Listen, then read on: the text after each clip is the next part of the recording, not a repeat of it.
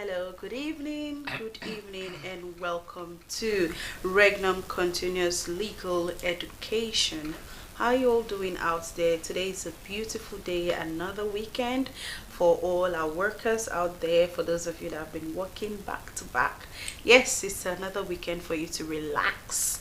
And of course, here us in the studio, it's another weekend for us to bring continuous education, legal education for you out there to watch, to learn, to listen, whatever it is or whatever difficulty you're having as a citizen of your country or your state or wherever you are. This is the program for you to watch to get the legal knowledge about your environment, learn the things you need to know so you know your rights whenever you are found in any situation at all.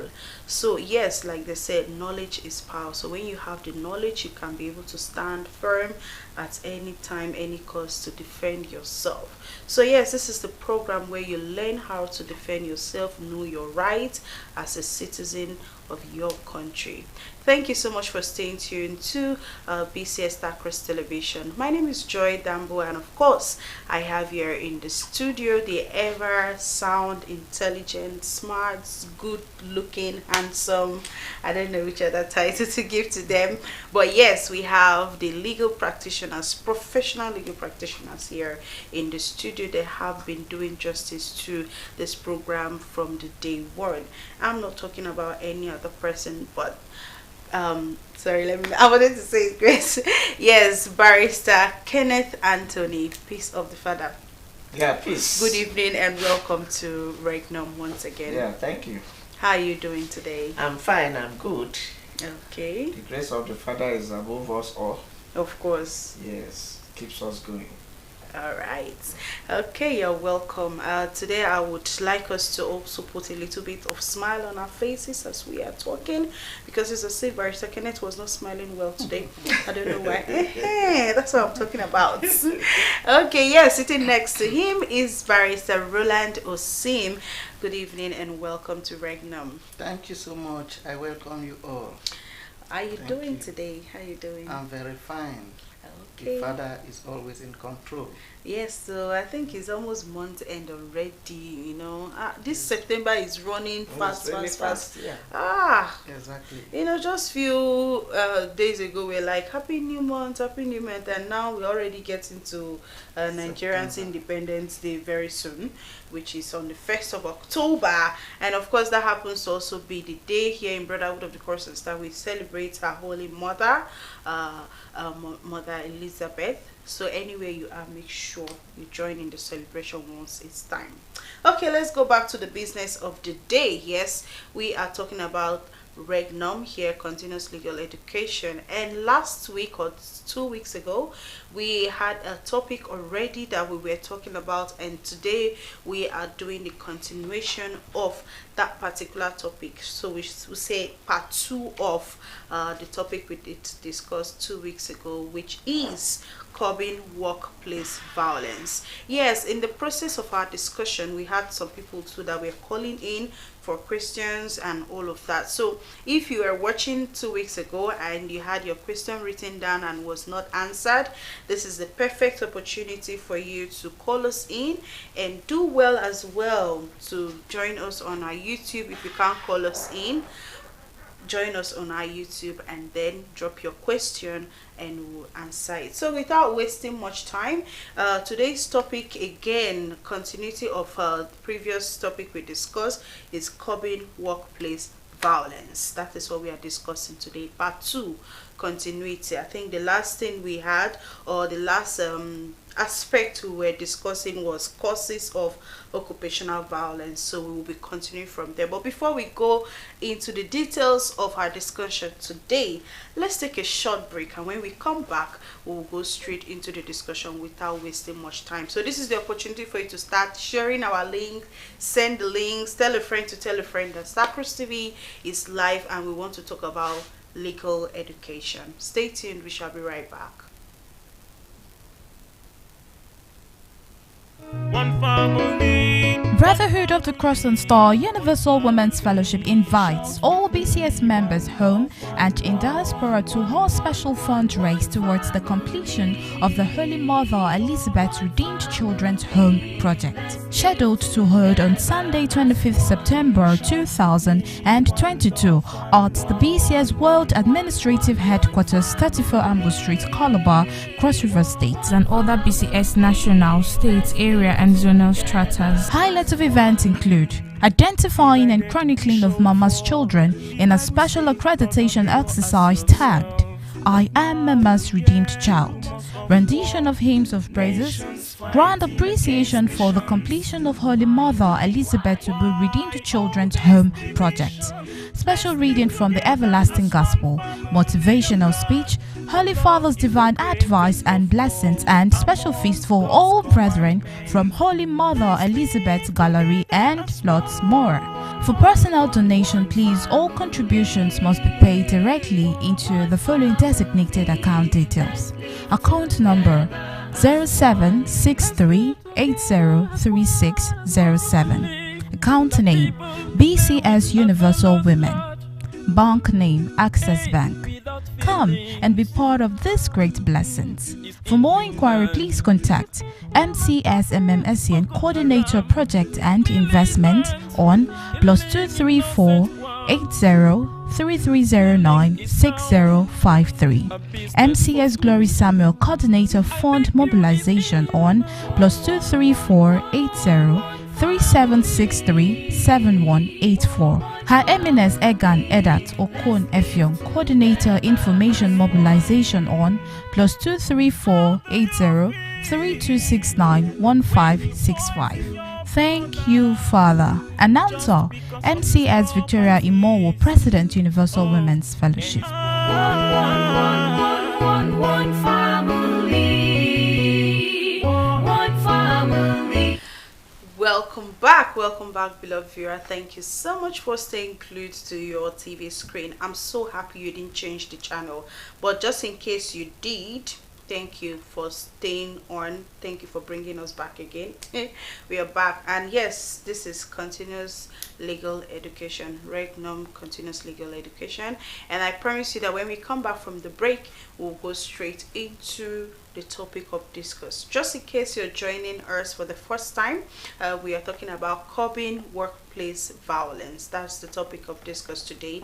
We already had a part 1 of it 2 weeks ago, and here we are here to continue. So yes, let's just go straight into the discussion of the day. Any kind of violence at all that you think you've been involved in, and maybe it was not justified well, or it was not judged properly, or maybe there's some kind of violence that you've involved in, you don't know your rights, maybe somehow you are right though, and you can sue the person, you don't know. So that is what we want to talk about.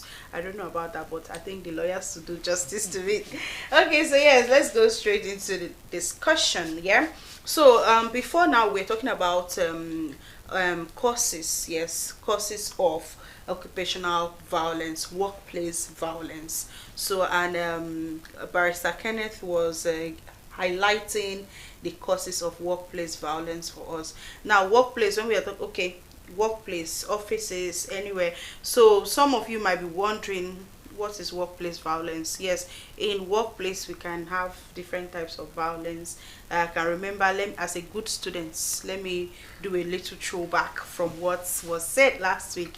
If for example the workers have been working, and then all of a sudden the CEO or the manager has refused to pay the workers, they have the rights to, you know, protest, to come up and say we are going for strike and we don't want to work again, and at this point they are on their rights part, and at the same time too, they are also wrong from what he said last week, because he used the example of the ASU strike.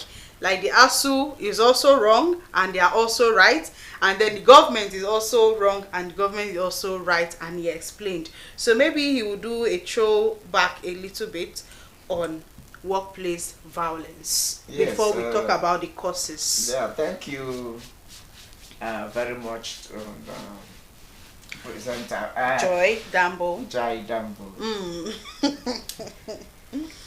I think the last 2 weeks that we came here, we talked about what workplace violence, which I remembered I mentioned that workplace violence can also be referred to as occupational violence. Yes. Now, workplace refers to everywhere, every place.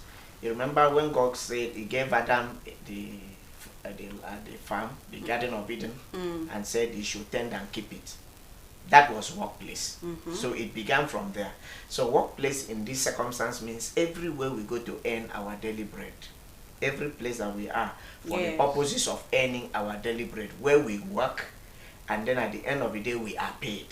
Whether as independent contractors or as servants, you understand, or in an official capacity. Anywhere you are, at the end of the day, something is brought to you in an envelope called payment, salary, emolument. That is a workplace. Okay. Now for today, I think we are to continue from the causes of workplace violence. But before we do that, I had told you that one of the things that brings about workplace violence is when people who are supposed to take a certain action, either by hook or by crook, they refuse to take that action. For instance, we are not really basing on that, but like I said earlier, we have a solicitor's letter, and that letter has to be taken first.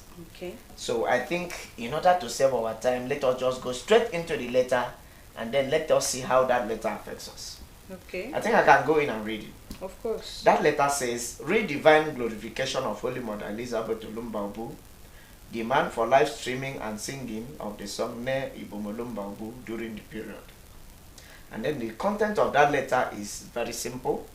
It says, "We are solicitors to the Holy Mother of Mercy, Holy Mother Elizabeth Olumbaobu, whose divine glorification comes up on Saturday, the 1st of October 2022. And our services have been retained with respect to the above subject matter. It is our brief by the Holy Queen Mother that our divine glorification comes up on the 1st of October 2022 and spans to the 2nd of October 2022, and that during the period of 1 week prior to the event, she wants her favorite music, Nne Ibomolumbaobu, to be sung, played, and rendered in all BCS formations till the end of the event. It is therefore our instruction to demand, and we hereby formally demand, that the above song be sung, played, and rendered during all categories of services in the kingdom, from morning prayer, fellowship meetings, and services leading to the divine celebration on the 1st of October 2022. Take notice that if you fail, refuse, and neglect to comply with the demands of this letter, we shall have no other option than to commence an action against you in a court of competent jurisdiction, and this we shall do without further recourse to you. Further take notice that this demand letter serves as pre-action notice to you. Thank you." Okay. So, Yours faithfully. yours faithfully. It is signed by the solicitors. Okay. So in that kind of circumstance, it will be workplace violence if we refuse to accede to that demand. Accede to the demands, yeah. Yes. Okay. So how do we go about it? Yeah, well, and you are about to workplace violence. So how do we go about it? Because that's a demand letter. Say comply with that instruction. Sing that song, morning prayer, fellowship meeting. In fact, this is a fellowship meeting that we are holding. So what do we do? First and foremost, as the lawyers, your advice. What's your take? Well, my advice is that the matter will be referred to Christ Ambassador Rolo Ibosim for his legal advice. And you both are the legal practitioners. No, he's the one to advise. Okay. Because yes. From the content of the letter, okay, you said in every activities for this week. Yes. So that means we have to render the song here first. First year, at least before the camera. Now that the letter has been written. It's okay. So, Joy, what's your view? Well, I'm not a legal practitioner, so... Well, we have advised you. So I think we should start tuning the song. Okay, sure, if that is the right thing to do. Ne Ibo Molomba. Okay. Nne nne ibomolum. Nne ibomolumba obu. Nne nne ibomolum. Nne ibomolumba obu. Nne nne ibomolum.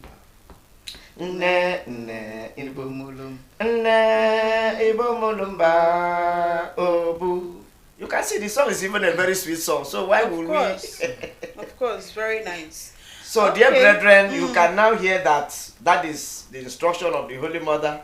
So try as much as possible at your morning prayers, fellowship meetings for the week spanning up to the 2nd of October that you try streaming that song named Bumulumba Bu. All right. Yes. Thank you very much. Yes, Okay, so- let's go into the business of the day. Yeah, now talking about causes Causes of occupational workplace workplace. violence. Causes of occupational Workplace violence. The causes we talked about: company mergers and Okay. acquisitions. There was a period of during the Asian Tigers in the 90s where we had mergers. A lot of companies, for instance, you might go to a company, you find out that the company that was doing the rope, the shoelace, was different from the company doing the shoe. You now realize that the company doing the shoe will be different from the one that is doing the shoelace, and it's also different from the one marketing that same shoe upon production.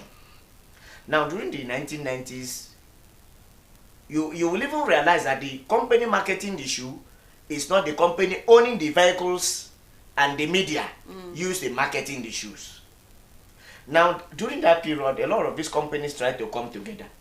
They were mergers. And as a result of that, there were job losses. You will now find out it actually led to some form of workplace violence, because a lot of people will be falling upon themselves. You understand? We were friends, but because both of us are doing the same job, I will now want to say something to tarnish your image. Okay. I may now want to issue you with a query. You understand? Destroy your file, so that eventually, if they now say who is the best staff, they will now realize that I have a query in my file, and so I should be sent off, and so that you will remain. We try to discuss something like that. So it was then, and it is still now, a cause of workplace violence, where as a result of government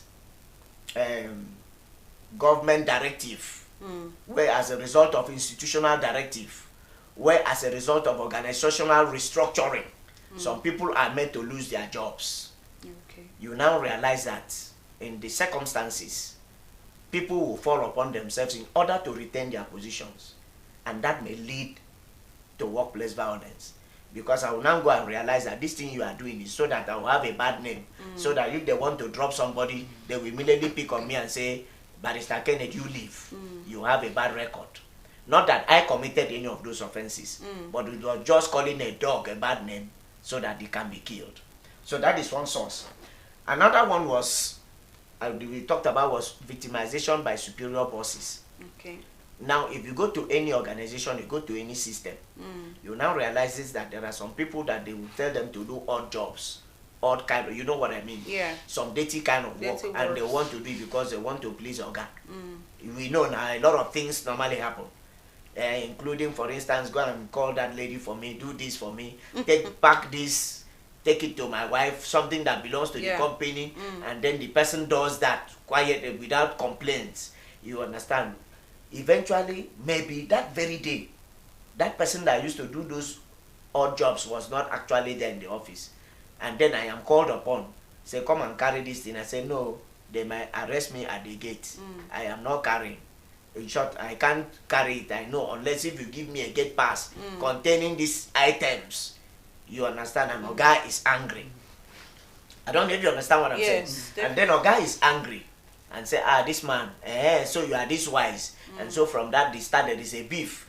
There is a kind of silent cold war or disagreement between the two of us from that day. And on the slightest opportunity that is presented, he wants this person out of the way completely, so that, you know, he can bring in his person that will be obedient to him and pack and carry away those things without any complaints. It can breed, it might be a cause.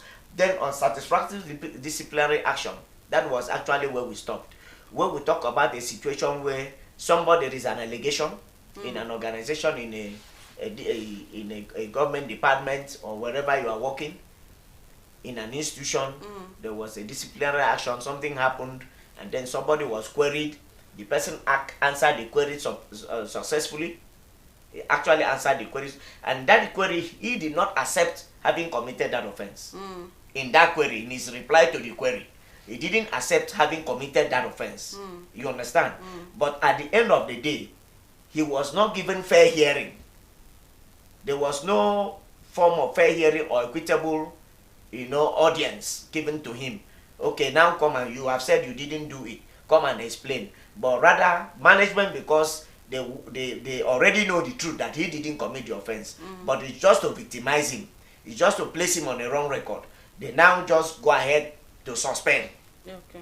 So many organizations, it happens. They just now go about suspend, and then maybe the person is given 1 month suspension without pay, and this staff goes on suspension.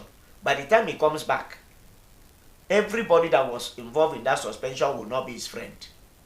If I'm correct, you say so. Of course. Yes, everybody that is on that were connected to that suspension cannot be his friend. So it will now breed workplace violence, because when he comes back, he will be violent to everybody and everyone that was instrumental to his wrongful suspension, because that suspension was wrongful. Would you say being rude is violence?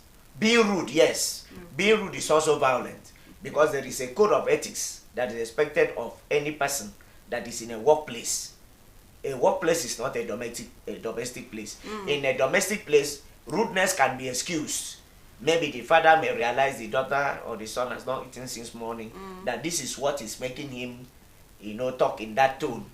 But at the workplace, nobody understands whether you have eaten, whether you have any family problem, whether somebody annoyed you on the road, or even in a taxi when you were coming to work. Nobody is interested. So by the time you just thought, this person is very rude. Now another thing that brings causes of workplace violence is misappropriation of public funds and financial problems. It brings workplace violence, because now, in order for us not to fetter our discretion, let us be official. Somebody has worked and is to be paid his salary. Now let's take it that you are the chief accountant of the company. You know how much was written into the organization for the month. You know. And now you are my friend. You have also told me, this month the balance sheet is very good. We have made 10 billion naira this month. But at the end of the month, somebody somewhere had traveled. Had traveled to God's own country. And in it, he carried the entire money, put in a domiciliation account, and traveled. And did not have the intention of coming back to that country where he was the overall boss. So the staff, you understand, yes, at the end of the month will not have anything to go back home with. So at the end of the day, that may breed workplace violence on anybody he left as the caretaker of that company. Because that caretaker, or the person acting in an acting capacity, did not have the information that this man is running away with money. So by the time they come, every other person or every other staff that will not have known that something like that in that capacity had happened, somebody that run away, will come and hold you responsible for not paying their salaries. Yes. So it breeds workplace violence. Another thing is fraud. Now we have already discussed that. Another thing is improper dressing while on duty. Under the public service rule, for instance, we have what we call sexual harassment, sexual assault. If a staff comes to work and is not properly dressed, it can breed workplace violence. If not the person touching him, there can be an assault. When we talk about assault, it's not unless the person is spanked or beaten. It can be by word of mouth. You understand? The person may just give you a compliment which you didn't like. This is your ass, I like it too. You understand? And you didn't really like that. You understand? So you start looking at that person with the eyes of, this person is assaulting me sexually. But then if you really look at the root cause, it was a result of the improper dressing of that staff. Or maybe if the person is a man and was not dressing to fit the occasion. For instance, the staff of the bank now wearing another t-shirt and trouser to work, to go and work, and maybe the boss comes out, see him working in that attire. Maybe the bank has, I'm using a bank as an example now because they have a uniform. Maybe the bank has a uniform that he must wear a black suit with a blue shirt and a colored tie, just like my brother Roland Usim is wearing. And then they come out, they find out that this man is just wearing a shirt and a untucked in shirt. Just fly the shirt like that. And then maybe boss spoke to him angrily before the customers. You understand? Ask him to go and change and dress well. Yeah. That's already an assault on him. You understand? Because of improper dressing. Then another cause of workplace violence, this one is mostly in clinical and medical facilities, is the death of a patient.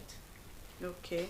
Now, what normally happens is that in that kind of situation is that the patient relatives do not know the extent of damage that may have occurred in the body or the tissues or the system of the patient. And then in the course of treatment, you understand, maybe they had been delayed, maybe as a result of money bringing the patient to the hospital. So in the course of treatment, the person just dies and all hell is let loose that the doctor has killed the patient. So that particular one, that death of patients, is actually when it comes to the occupational violence aspect, which is the doctor, nurse, patient relationship. Yeah. Then we have lack of cooperation among staff. The staff don't cooperate. What they should be a teamwork, there is no longer teamwork. Everybody wants to outshine. You could remember when we used to go to football in this country, when they used to play as a team. 1996 we win the World Cup gold medal. But at the point our football deteriorated to the point that if Roland Usim has the ball, he can never pass to me. You understand? So that in itself was a kind of a workplace violence, because at the end of it, the organizational goal of having 3 points by winning the match will be defeated. Everybody's on his own. It also occurs in organizations itself, that everybody is talking his own. So that right from the time a person comes in, the security says something else, he walks into the organization is proper. The man at the door did not say the same thing that the one at the gate said.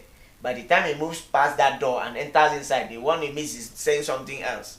So in that kind of situation, the man is confused. You understand? And then it will lead to workplace violence, because that person can end up misunderstanding the entire system. And then if at the end of the day some damages or losses occur, he might bring a lawsuit to sue. You understand? Because what we may be having on paper may be different from everything each and every person is now saying inside the system. What he may be having as a contract document may be different. So it will lead to that. Another thing is bullying. When people are being bullied. Then another point is the mental health of the worker. Yeah. The mental health of the worker is very important, because these days you find out that during this time that recession is setting, there is no money going around. People's problems, the way they were being solved, a liter of kerosene is now running for 1,000. A liter of gas is now going for 950 naira against 210 naira it used to be. You now realize that the little money people are being paid does not now go round anymore. So it might lead to, people falling apart. Okay, let me give you a good example so that we don't waste our time. Yeah. I borrowed from you 5,000 naira. I told you I'm paying you that money today. But because that money is not around, I didn't have it. The situation did not allow me to raise that money. So I come and start begging you today. Now you need the money to survive for the weekend. So we will now start talking. You will now tell me, bro, you are not going anywhere. You must give me that money. In the course of that altercation, a few or 2 or 3 people may come close. What is happening? Say, look at this idiot. He collected 5,000 naira from me and said he was giving me today. And that is the money I expected to use and run over the weekend. So what kind of violence is that? Is that debt violence? It's still workplace. It's still workplace violence. Because it happens at the workplace. Okay. So you understand? You Yes. answered a good question. Because even me, I was looking at it that way. Yes, I want to know that kind of violence. So at the end of the day, it's part of workplace violence, because how it is workplace violence is that it will disrupt customer attention. Let's assume that we're working in an hospital and there's a patient on the bed, or we're in the bank and there are queue of customers. or we're selling gas or kerosene, and there are people queuing of fuel, people were queuing up to buy, and me and you, instead of you to be at your pump, me I'm at my pump or at my desk, we are there altercating on 5,000 naira that was borrowed. And you know that the next thing that the third party will say that came to buy will be to shout at the two of us. Say, leave that, come and sell what you were supposed to, come and attend to me now. And you because you're already angry, you will turn and talk to him and say, keep quiet. Yes, so you see, it becomes a ring. It is a go-round situation.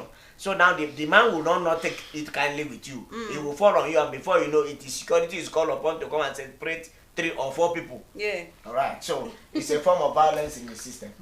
Okay. Now, another form of workplace violence is a lack of staff on the job training. There were some people that came into the system with primary 6, and then they are being promoted daily, you know, to the point where they should have an additional qualification, and then they didn't have that additional qualification, and at the same time, they were not given on-the-job training to move their mentality from that primary 6 level, from that school certificate level. Let's assume the person is working in an eye industry where they take care of the eyes. Yeah. And that's an ophthalmologist. You understand? That is ophthalmology. And then at the end of the day, the man has learned the job to that point that they will tell him, focus on this person's eye, put this light, you understand? And then on a particular day, the madam is not around, or the guy is not around, and they say, okay, check in patients, you understand? At the end of the day, these patients come with complaint that this staff is incompetent. You understand? They might have had their own problems while the staff was attending to them. Now, the cause of that problem between him and the staff is because he doesn't actually know if he's an accountant. He was working in the account section, how to close a voucher. He doesn't know an opening balance and what is a closing balance. You understand? So he cannot actually tell the customer, this is the amount you have. You are getting me. So the staff, because he is incompetent to do that, will be waiting for somebody competent to come and do it. And now let's look at the situation where there is nobody.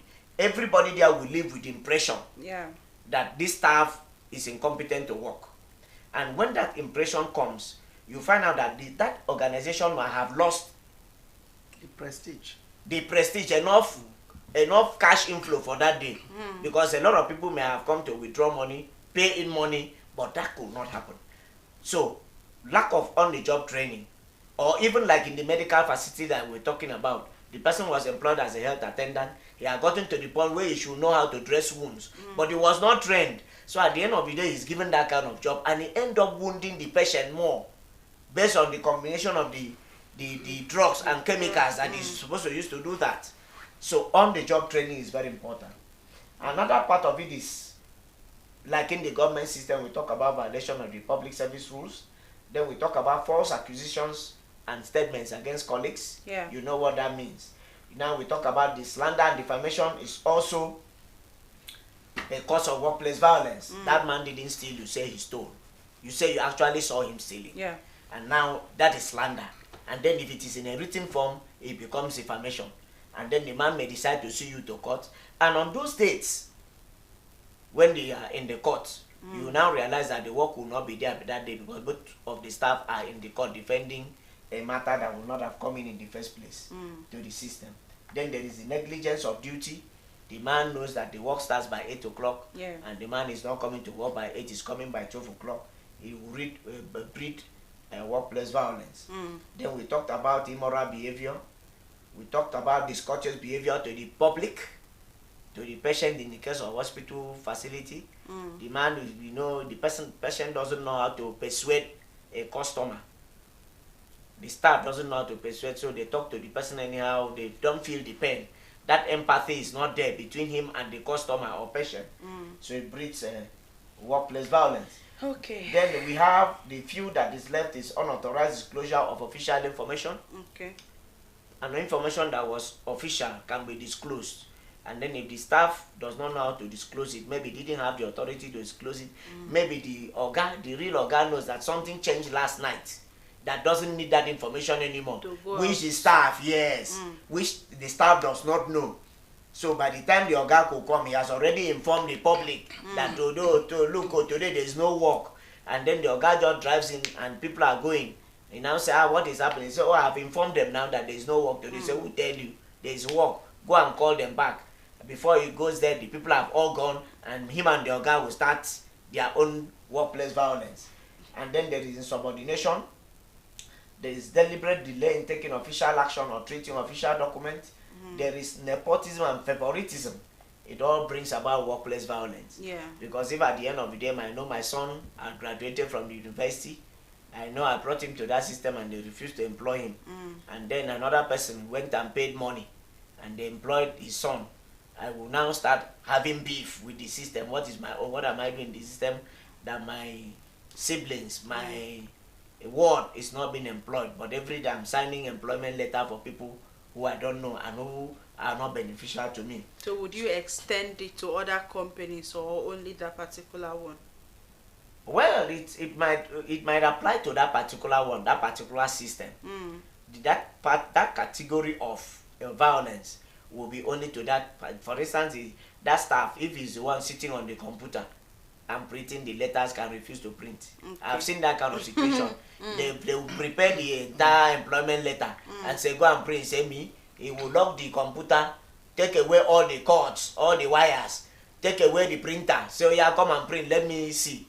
You understand? He will refuse to, and it will be difficult to print because each of these letters have their numbers. Okay. So because it will be difficult to print that letter outside, you understand, for security reasons. So at the end of the day, the person will hold the system to ransom, and then that will breed workplace violence. Okay. So those are some of it. Goes on and on, but those are some of the causes. Yeah, that was really elaborate in terms of the causes of occupational violence. Yes. So I'm sure you've really heard the different and various causes of violence in workplaces. Little things that you think can't cause any problem, somehow we might even find ourselves doing those things, but we don't know that that is violence we are causing. So we should take note. That's the essence of this program, so you know yourself and you know the things you're to do right and the things you're to do wrong that you're not supposed to do. Okay, so now let's move on to criminalization of workplace violence. Barrister Osim, I would like you to take that aspect. So I want to really understand the aspect of criminalization and workplace violence. How do they relate? Because criminal case is also like a violence case and so on. So why merging the both of them? Well, from the area you are coming from, criminalization of workplace violence. You know, whenever there is violence, then it's a criminal matter. Oh, really? No, it is not all that are criminal matters. Okay. You know, we also have. You can also have civil matter under this violence, because when it has to do with workplace. For instance, like what my senior has elaborated there or enumerated there, you see that if you are unlawfully being denied what you were supposed to be given, in that situation, you cannot say it's a criminal matter. Okay. You go to the civil aspect of it, okay, where you can go to the National Industrial Court to see how you can seek redress. Then, but when it is inferred that there is fighting, when it results to fighting, then it is a criminal matter. Because fighting already has already created a criminal element in it. Okay. So that is how it operates. Okay. Yes, but it is not all violence that is criminal. We also have civil and then criminal. Okay. All right, thank you very much. So now, what are the consequences here? Let's talk about the consequences. Shortly before we go into the consequences, let's just mention some of the laws.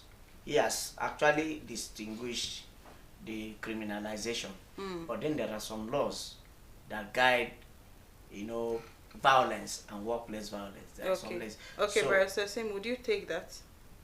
The laws. Yes. Let him take that. Okay. There are some laws. Let's just mention it. Okay. There is the Violence Against Persons Prohibition Act, 2014, which prohibits violence against persons. Okay. Then there is the Criminal Code Act. There is Economic and Financial Crimes Commission Act. Okay. There are some offenses under it. Okay. There's Under criminalization. Yes, under criminalization. That is the criminal laws. We have the Violence Against Persons Prohibition Act. We have the Economic and Financial Crimes Commission Act. We have the Independent Corrupt Practices and Other Offences Act. That is ICPC Act. And then we have the Criminal Code Act. Then that one is operational in the South. And then we have the Penal Code Act, among others, just to mention a few prominent of those criminal laws that are operational in Nigeria that can actually bring somebody behind bars for having committed violence against another person, either at the home or in the office or religious. You understand? Yeah. Then there is the public service rules when it comes to government establishment. So those are the laws that guide the offenses that are violent in nature. Okay. Yes. All right. Thank you very much, Barrister Kenneth. You have really done justice to this topic. So yeah, let's move on to the consequences. Now, we have been able to state the different causes of workplace violence, the types of workplace violence, and so on and so forth, and what causes all this workplace violence. Now, every violence or every crime we commit in a workplace should have consequences. So now, what are the consequences of each of these work? So in case tomorrow I find myself, committing one violence or the other, which I will not, in case I find myself, and then I would be able to know that this is what will befall me at the end of the day. So let's talk about the consequences of workplace violence. Yes. Yeah. When we look at the consequences, we are looking at the disadvantages of the cause of violence. For instance, and also the aftermath of violence. Because whenever there is any violence, at the end of the day, there must be an some after effects. Yes. So one of such is personal injuries to mind and body that can equally cause death or shock. Now, in this situation, you see that what has been listed out before on the causes, if those areas are being breached upon, then you now see that the individual or a group of persons involved, they will now suffer this situation of having these personal injuries. Because how you normally go to work, you are always happy, you do your work diligently and all that. But because your mind, your heart is injured, you will not be able to put in your best the way you should again.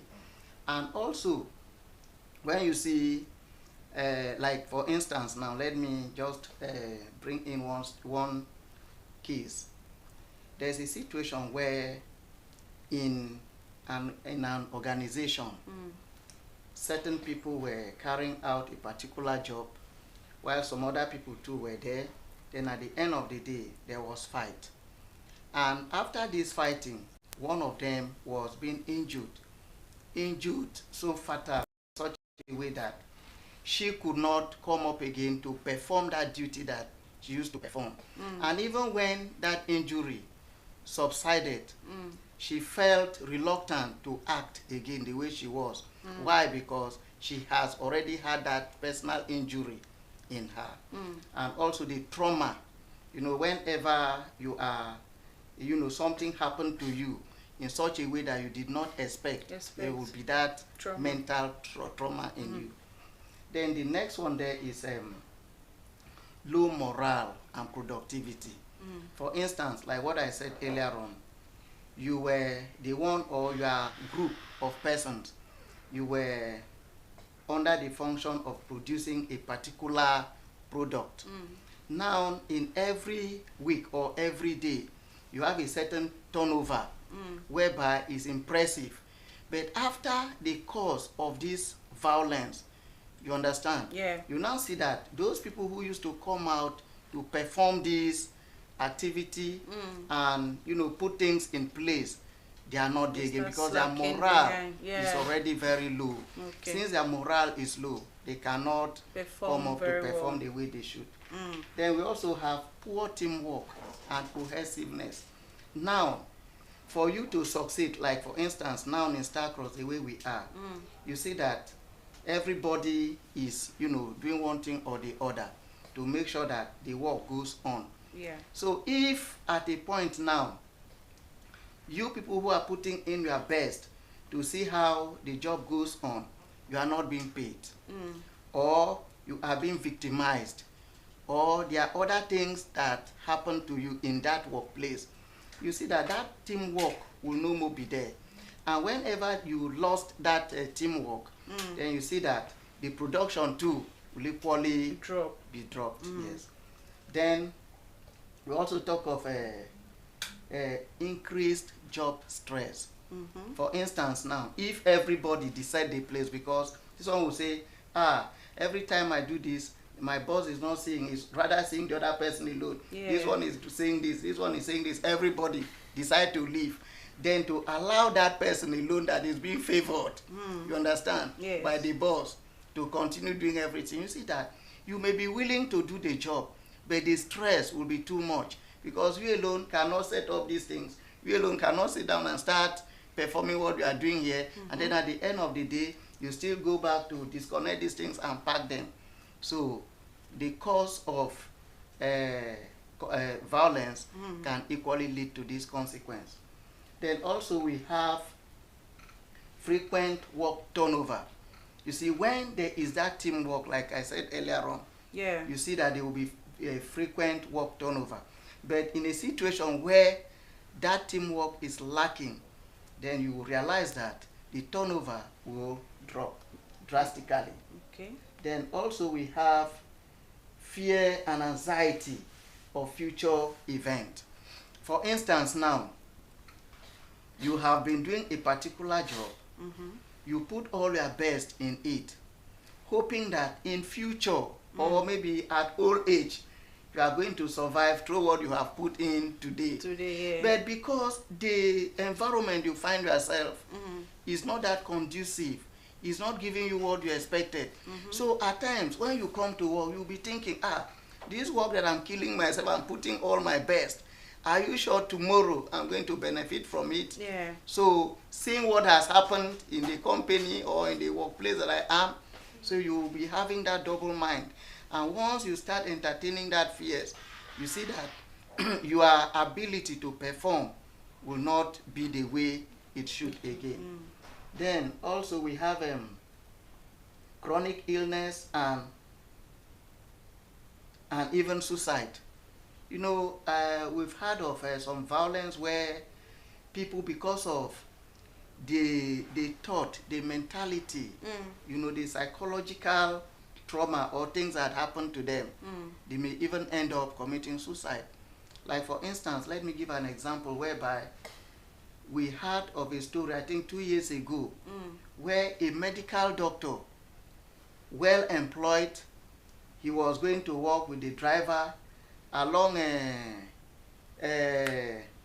this Third Mainland Bridge. You know, he got there, he asked the driver to stop. The driver stopped and he came out, jumped inside and committed suicide and died. So now you will start wondering what happened. So in such a situation, maybe in the office, there's something that is bothering him that has now led to him going to, commit such suicide. So those are the ones that I can state for now. Okay. They are more. So wow. So it simply means violence in workplace can actually lead one to committing suicide. I'm just wondering what particular violence, because you mentioned the causes of violence, yes. So I'm trying to figure which one in particular can cause somebody to commit suicide. Apart from depression here, victimization. Okay. He mentioned victimization. Okay, victimization can lead because to you can suicide. be victimized. Dismissal. To the extent that you now see yourself that the world does not mean anything again to me. You understand? So with what you are now harboring in your heart, can lead you to committing suicide. Let me add to what he's saying. Okay. And let me clear that your question. The kind of, cause of workplace that may result in the consequence, of a person committing suicide. Let me give you a good example so that we can go forward. Yeah. This man came into the company. There was so much bright future for him. Now there's a disciplinary action on him, which is false. I mentioned something like that there can be a disciplinary action taken against the staff, which is the person didn't commit the offense. It was a false disciplinary action because of victimization by the boss. Yeah. And then at the end of the day, the man is dismissed. Now, let's assume that in that organization, they normally collect loans. And so this man, on coming in and looking at the bright future of the organization, and collected a loan of 5 million naira. And then this money was being paid at the end of the month. Yeah. Every end of the month, they take a little chunk of that money, maybe it was spanned over 5 years.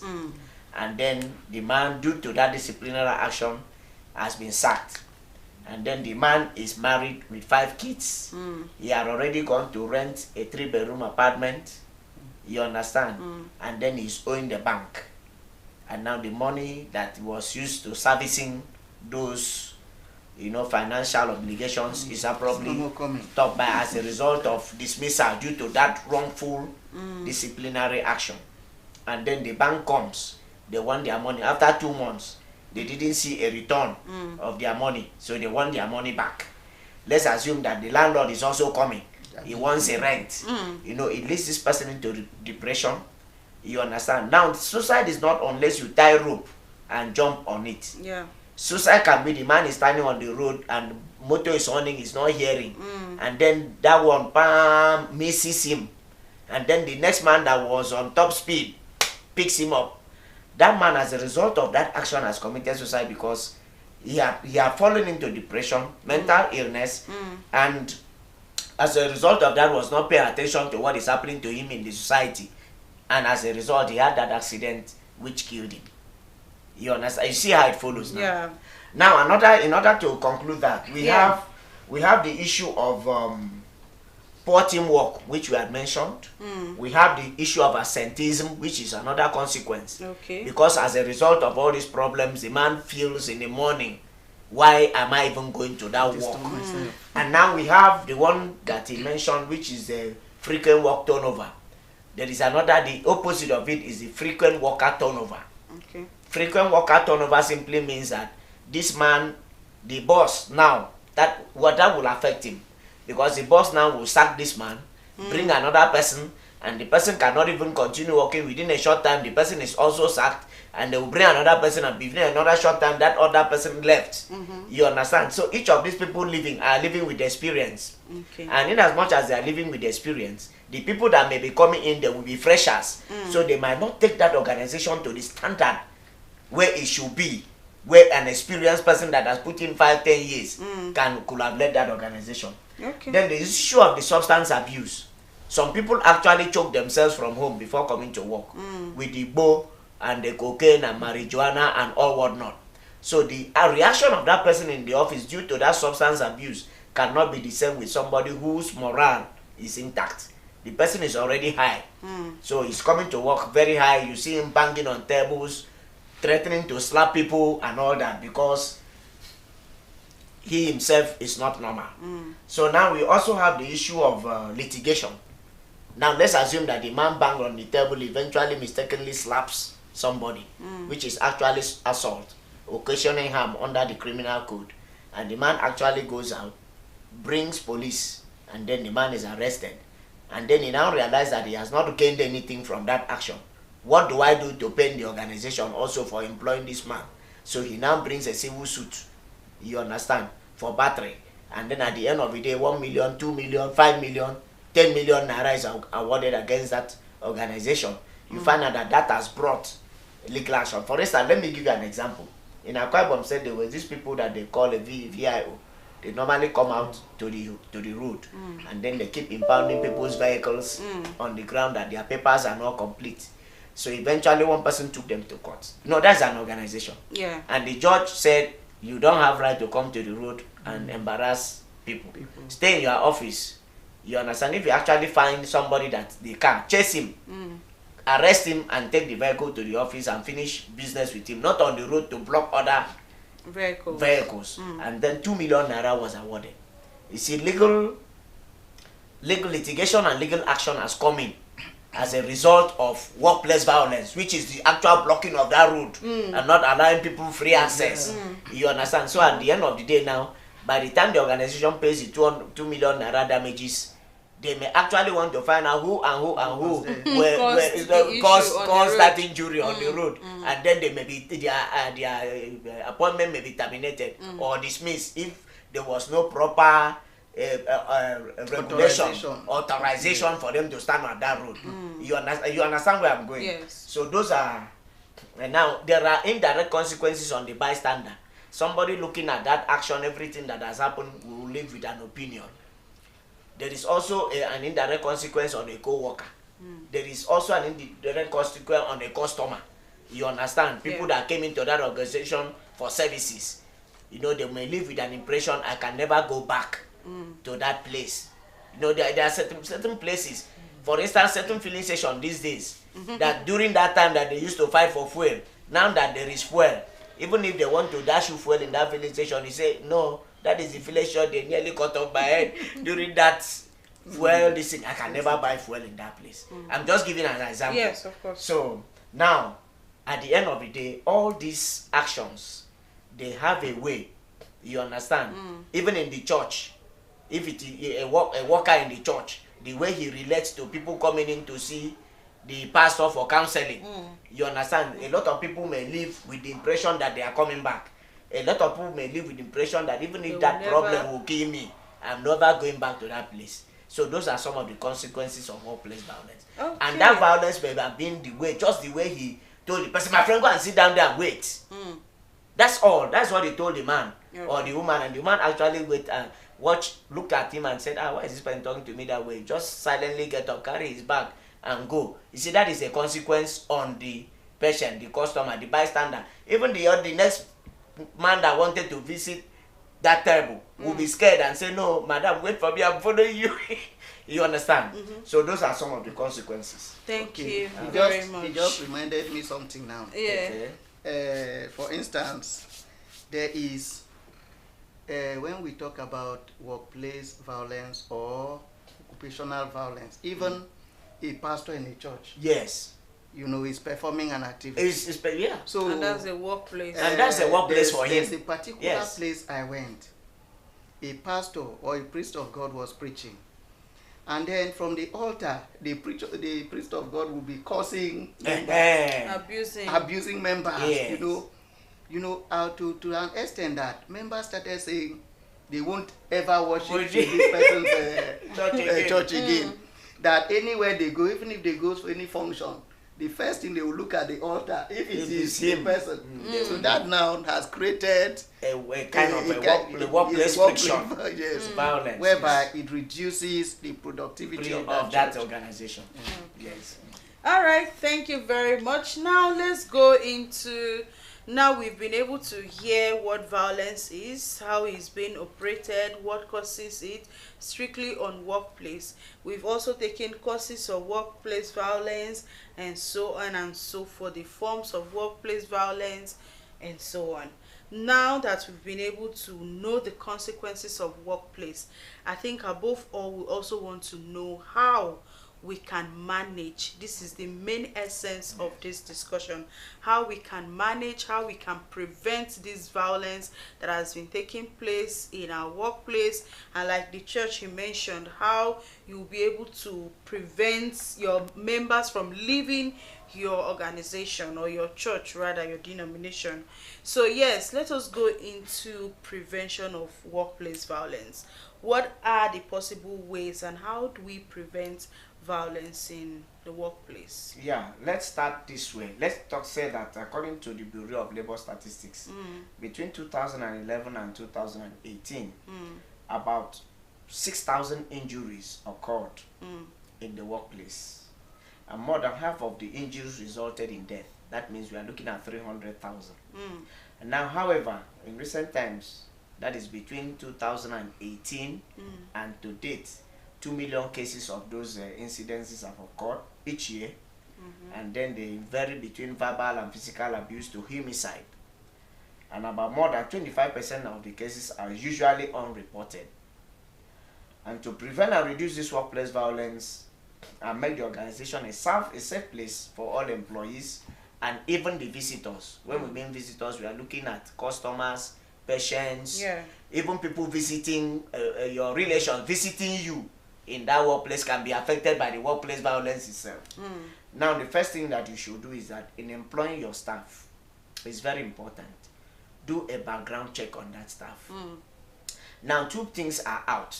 Two things will be displayed itself if you do a thorough background check. It will show the violent nature of that staff. Number one, it will also show the competence. The violent nature of that staff and the competence. That is why, like under the public service rules, under an organization that is run by government, they said anybody that is an ex-convict, if at all that person is to be employed, must be by an order of a court. Let this person go for psychiatric evaluation, and the court gives an order based on the result of the psychiatric evaluation that this person can be employed. Otherwise, if somebody had worked in Lagos and he had hacked 3 people to death in Lagos and then runs to Calabar and then he's employed in an organization, he is a violent risk to that organization, because you don't know where you will touch the tail of that tiger, and that tiger will let loose in him, because he is used to that system. He is used to talking sporadically, he is used to insulting, he is used to beating, he is used to slapping. You understand? He is used to all forms of violence, and he has actually been convicted of that violence before. So do a background check. The next thing is that there are so many people that come into that organization, they will claim they are lawyers. For instance, let's use our own profession. They said he's a lawyer, but if you do a background check, maybe at the university where he claimed he attended and the law school, it might come back negative, that this man never attended any law faculty anywhere, and that he never went to law school. It is not only applicable to the lawyers, even the medical doctors. You might actually find out that most of the patient death and injury may result out of quackery. You understand? And the person is somewhere in the village saying he's a doctor and performing illegal abortion. You understand? So you check the competence of this person. You now realize that this person does not have the qualification to be a doctor. He does not have the qualification to be a lawyer. He's not an electrician. He might make a connection of these wires, and then when you actually on the power supply, it will blow up everything. You understand? In that your organization, and you keep buying bulb every day, not knowing that. Okay, so now this is under prevention of yes, violence. that you should do. That you should do. Check. Do a complete check. A complete check of your staff. Before you know employ their violent ability. That is whether they are ex-convict or their competence. Whether it's actually that person with that competence that he claims to have. That is an accountant. Yes. You understand? But meanwhile, he has not ever done accounting. By the time Pitch 3 accounting comes, or public sector accounting, or management accounting comes, he will model up everything, and then you find out that where a company actually made a profit, he may have declared a loss, and then at the end of the day, the organization may be seen in a bad light before the Corporate Affairs Commission, who may actually order a close down of your business. You understand? Yeah. So do a background check. I actually have a follow-up question. No, do. Yes, because when we were listing out the causes and types of violence in workplace here, and this is your prevention advice for workplace violence, that you should first of all check your staff. Check your staffs before you come into before you employ them. The extent of violence they can commit in your organization.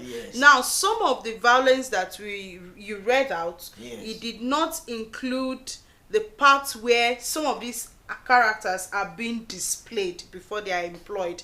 Now, I can come in, give you all the necessary characters that you are expecting, and then you employ me. The aspect of me not working when you don't pay me, is that part also going to be tested? I don't know if you're getting my point. Yes, because there are some the part whereby maybe the manager has refused to pay the workers, and then they all gang up. Yes, not to work anymore, and then they want to go on strike. How will you be able to check this particular aspect of the staff you want to employ so that one day you can check it? Is easy. You will that they will not gang up to. No, wait, let me answer you. Okay. You understand your question very perfectly. You may not be able to decipher it. You might not be able to decipher it. Yeah. But let me tell you one thing. The cock that the chick that wants to be cock is noticed from the first day it is ashed. You understand? Now let's assume that you employ 10 people, and then you realize that maybe 2 or 3 of them, the way they even greet you as a boss. Let's start from there. The way they even greet you, good morning. While Osim will come, good morning, man. You understand? But this one, good morning, and he's going. And then you start observing it. And then somebody now eventually comes and tells you that, that madam, they said the man is always very cocky. That Joy Dambo, that manager of that Star Cross. What is her problem, Seth? This is your staff. Now you have not done anything. You've not committed any offense. You've not owed him salary. But can't you see the violence in him already? I don't know if you are getting me. Yes. You can see the violence in that person already. What about the part they say people know how to pretend a lot? It doesn't take time to come out. It will definitely come out when you touch the hem of their garment. Okay. That aspect will eventually get let loose within a week or 2. Okay. Even the group of people he moves with. Let's assume you had employed me, and you know the kind of person I am, that I'm not a very good type, and then tomorrow you employ Osim. I'm answering your question now. Yes. And you now realize that of all the staff, Osim does not find a liking to anybody except me. Birds of a feather flock together. You see us going out, coming in, but you just employed me. I just started work today. Osim I just employed yesterday. Before you know it, we are 5 and 6. There is something bringing us together, and it is our equality of thoughts, singleness of mind. It is that singleness of mind that the day you now offend us, I will tell Osim, let's deal with this woman. Osim will say, that's what I was even thinking of. And before you know it, is 2 of us that will come and carry on our head and go and throw on the main road. Every other person will just be talking, madam, pay us our money. Because they are not violent people. They will be talking. And now another thing is that if there is an adverse report, for instance, you did a police check, and then an adverse report comes in that this man smokes marijuana, that's a red flag already. This man takes cocaine, he takes weed. For instance, if he did that, or there is just an ordinary accusation that is into, say, female molestation. You have not actually seen it, but everybody like you meet want to talk about it. They say, that man, no. He's always into that. You understand?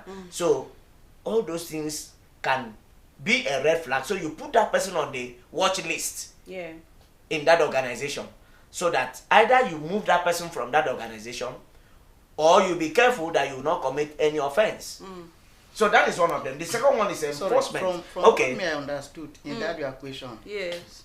You are asking if you who is coming to be employed, how will you conduct a research to know if where you are going you will be paid? Is it not what you said? Yes. No. I was looking at the manager's aspect. Yes. Whether as the employer, how would you know your employee will not give you issues later on if you don't pay them on time? Yes, that's what. Yes, that was what I was asking. Yes, I think that is what. Now, to me, when you start working, we have 30 days making a month. Then if you work for 1 month and you see that your payment is not being given on time, and then you continue again the second month, you should realize immediately that this place I'm coming is where I will be owed. Then from there you can retrace your steps. That is what I think. Okay. And also is part of the one of the preventive measures. Yeah, that you should not cheat your staff. Your staff, yes. So One of the causes of the workplace violence itself. Okay. Then number 2 is the enforcement of effective line of communication. To prevent workplace violence, then you should have a line of communication from the manager to the assistant manager to to deputy manager to assistant manager to chief clerk to deputy chief clerk. There must that effective line of communication so that if something comes in, everybody knows that the thing will go to madam first. It is madam that will see it first. It is madam that will now minute it to deputy manager. Deputy manager will minute it to the appropriate quarter, get a feedback. You understand? But when there is not this effective line of communication, you find out even your security man will become chief executive officer. He will collect a job and treat it. And then at the end of the day, because your headed paper is what has gone out into the system, you will now realize that at the end of the day, somebody may end up coming back with litigation to your office and say, look, oh, somebody treated this, and then by below and behold, when you conduct an inquiry, you now realize that it was not any official that treated that job, but the security at the gate. But then you cannot blame him because you had not created an effective line of communication such that at the end of the day, everybody will know that this is the person that is supposed to have treated this very issue and given a feedback on behalf of the company, having been sanctioned by the overall boss of that company. So you have to take the stage and ensure that there is effective line of communication with your staff. Yeah. Another way is you create a policy that prevents harassment. Okay. Have a policy that prevents harassment. Do not allow people that are supposed to be working to have a time to start sitting down together to chat. It normally creates, because in the process somebody may just do something that angers the other person, and then words start coming out in the front of customers.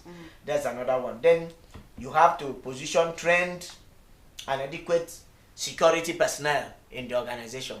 You must have a number of them so that when something is not going right, even the security personnel may walk up to the staff. You are not allowed to gather in one spot. Go to your table. Madam, leave that place. Go to your, you might have been able to disperse that meeting. Yes. Then another way is you encourage employees to accept individual differences. Everybody is not the same. You find out that some people religiously are different. You might go into an organization and see that somebody only prays by 2 o'clock and say, Allah, that difference must be accepted. While some other person have prayed at home and called Jesus, that difference, but you find out that some other person will wear trouser and come to that same work as an official dressing, suit and trouser, well prepared. You find out that some other person will have to wear hijab and cover his face. Even after wearing the trouser and suit, he will throw something and cover. All that have to be taken care of and accepted as differences in the organization in order to avoid workplace violence. Now, another thing is establishing and treating public complaints with transparency and positivity. You find out that some organizations, people come in, especially the place where they flocked in, like the banks, the hospitals. You find out people flock in there and they observe something. And then you actually have a public complaints box. You say, drop your complaint. And somebody is nice enough to have realized that one barrister item did this. You say, how did you know the name? You say, I saw the name tag. They wrote item barrister Okon. He did this, and please, this is the way I feel such a thing should be handled in the organization. You now realize that at the end of the day, the man that's in charge of that box will just go there, pack those letters, open them, read them, and the ones that are not favorable, he will sit down there and tear them, throw them into the dustbin, and only take the ones that are favorable or the one that comes from his friends to the management. So you as management must realize that, look, that job of the public complaints box is not for your staff. You have the key. When it is at the end of the day, you walk up to that box, open it. If there are letters there, pick it and read it on your own. And then treat it as an official document and minute it out to your subordinate the following morning. So that they know that this is a complaint that somebody, and then that person that was actually named, for instance, can be actually called and then the issue can be resolved. That look, this line of your action, the way you attack somebody has complained. When next? Query normally starts with oral. So normally oral query first. So when next you do this, we are going to query you. Another thing is that you have well-arranged CCTV cameras in your organization. That will tell the story by itself. Yes, by the time the CCTV camera is looked at for that day, they see that actually this person actually sexually harassed this woman, or this woman actually sexually harassed or assaulted this man. Then another thing is partnership.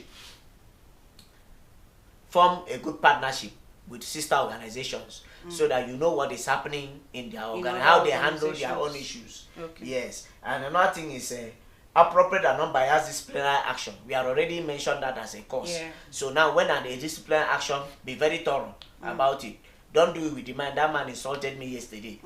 Him having given you a verbal insult does not mean that every criminal offense he committed it. You understand? So you do that. Then another is you avoid nepotism and favoritism, which we discuss as a cause. And then you report all cases of violence to law enforcement agents for proper investigation. So I don't know if my learned brother also have what he has to add, but well, I think on that aspect of report all violence to law enforcement agents, we have a situation where some organizations, like maybe let me say the security personnel in that organization, who are still trying to build up that standard, like you said. Now, when they arrest any offender or when they have any criminal matter, they take laws into their hands by, at times they chain these personnel, these offenders, chain them and keep in a room and lock them, whereas they don't have the right to do that.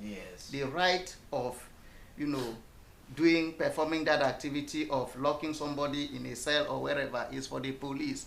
So if that is done, it may trigger unnecessary violence in the system. For instance, there was a situation some days ago, or let me say either 3 months ago. Now, a certain person from a different country, I don't want to mention names. Please. Yes, this particular person owed, in short, collected money from another person for a different purpose, and then used that money for her own selfish interest. Now, when the person that the money was given to be used and take care of that person now reacted, they took this woman to the security department. Now, what the security department did was to ask the woman, and she confessed that yes, she actually took the money and used it without paying to the other person for like 2 weeks. So the next thing they did was to chain the person for 2 days. Chain the person for 2 days, a woman, So before you know, the woman, when she was still on handcuff, when she called their consulate, the person arrived.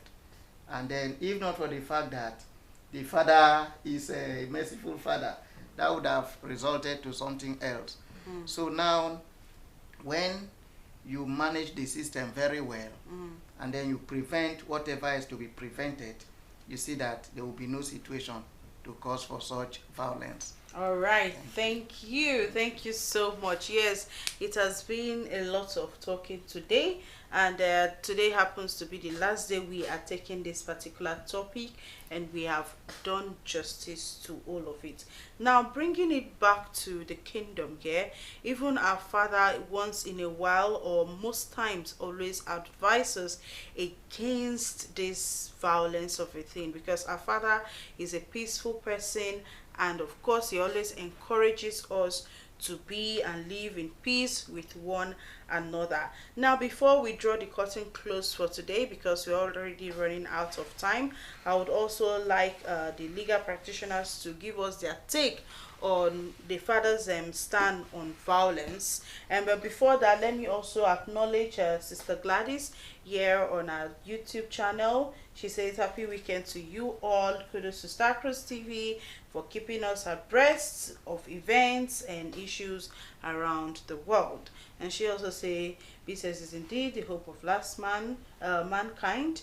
And then she said, nice to have you both here today, Barrister Kenneth Anthony and Barrister Roland Osim.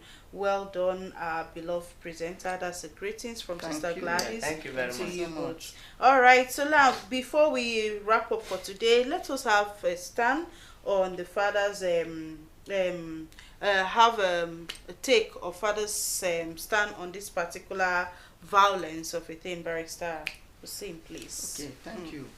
Yes, our Father being an epitome of love, peace, and mercy, he has severally, in so many occasions, advised that we should always live peaceably with all men. That is to say, we should not let nothing happen that will make you to take offense or to intimidate the next person that will warrant to violence. So even Psalm 11 verse 5 is also against violence. So our Father has been saying that. That is why sometimes you hear our Father saying, see no evil, hear no evil, and speak no evil. So if you abide to this, you see that you won't even utter any word of violence, not even talk of going to, cause it, or to even think of it. Yeah. So if we live according to our Father's instructions, then we'll live a world free of violence. Thank you very much. That was from Barrister Roland Osim. So, Barrister Kenneth, what's your last take on it? Yeah, my take on it is that Wednesday the Brotherhood World celebrated the World Peace Day. And what I took home from that World Peace Day is that because the father actually organized that World Peace Day the world over. What I took home from that particular celebration on the 21st of September 2022, just 2 days ago, was that the father is against violence in all its ramifications. He wants peace in the entire world, and the Bible also contains substantially the terms against violence. One of them is what Barrister Sim has already aired out in Psalm 11 verse 5, that the father is against violence. The other one is in Romans chapter 12 verse 18 to 19. If you read it, you find out that all the father wants from us and the entire world is peace, living in peace between two people. If, for instance, if you look at the Bible, it says, if you love me, keep my commandment. Yeah. You realize that if you love your worker, for instance, let's start from the employer. If you love your worker, you will not take the money you are supposed to pay him and travel abroad. You will pay him. And then you worker, if you love your boss, you will not come in to sabotage the system so that you will destroy his business and go and use the money that you have gotten from him to go and form your own. Yes. You understand? You stay there and serve him until the day God will promote you. Because eventually God is the promoter of all persons. He is the one that blesses. He is the one that gives. He is the one that takes away. So that if you have come to this accurate knowledge of the truth, if somebody is helping you to employ you because he's putting food on their table, you will go there, do the job in as peaceably as is possible, and then leave that organization. If you know that that organization is not taking care of your needs, either physical, financial, or spiritual, you leave that organization. The Father will also provide such an organization elsewhere that will meet those needs. That is my take on that. And then finally, I still on this program, this workplace violence, we have a job to do, and that will be on Sunday. The fundraising for the Redeemed Home. I also want to draw our attention to the provisions of Matthew chapter 25, where you said, I was hungry, you did not feed me. I was in prison, you did not visit me. And then the man asked, my Lord, when did all these things happen to you that I did not come to your aid? And he said, inasmuch as you didn't do it to any of these my brethren, any of these my brethren is me. I am all these your brethren. Yeah. So dear Christian brethren, let us come out fully on Sunday for the fundraising towards the Redeemed Home project. And let us also come out very much on the 1st for the divine glorification of our Holy Mother. Yes. You know, if you don't know your mother, you cannot know your father. And then if you know your mother very well, you know that all the problems when you were young, starting from the 9 months, starting from when you started crying, most nights your mother will not sleep. When you are sick, she will not be coordinated. It is only when you are okay that your mother will find peace. So let us now come out and remember our mother for bringing us salvation in free of charge. Because without her, we would not have had the comforter coming to comfort us. So let us all come out on that 1st of October and ensure that the event brings blessing to all and sundry. Thank you very much. Bravo, bravo. Well done, the legal practitioners. Thank you so much, Barrister Kenneth and Barrister Sim. Thank you so much for your words of advice, your knowledge that you've shared today to our beloved audience out there. I believe you're able to learn something. I believe you're able to pick up something from our topic of discourse today, which is curbing workplace violence, how to prevent, how to get rid of violence in your workplace and organization. Yes, that is that for today, and I really want to appreciate and thank you all for staying glued to your TV screen. Don't forget, this is still the week of the all ordained ones, and tomorrow, Saturday, is going to be their grand finale. So make sure you find yourself, get yourself involved, and receive your blessing anywhere you are as an ordained one. Don't forget to be make yourself available here at the BCS World Headquarters, or you can as well join us on Starcross, and you'll see every of the activities that will happen tomorrow. So for now, here I would say thank you so much for watching today's Regnum Legal Continuous Education. Okay, my name is Joy Dambo. Until we meet again, please, I urge you to remain blessed, and don't forget to support Starcross TV. Subscribe to our YouTube channel.